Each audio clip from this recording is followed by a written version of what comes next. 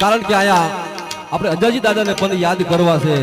અને સાહેબ આ ડોડિયાના તો એટલા ઇતિહાસ છે આજ મારી પાસે ટાઈમ થોડો છે એટલે હો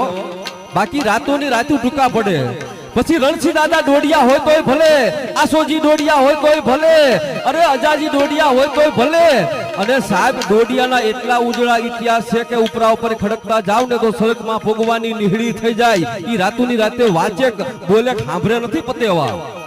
પણ સાહેબ આજ પણ હું તમે સૌરાષ્ટ્રની ધરતીમાં જાવ આજ પણ રણસિંહ દાદાની વાય તરીકે ઓળખાય છે રણસિંહ દાદા ડોડિયાએ જે હા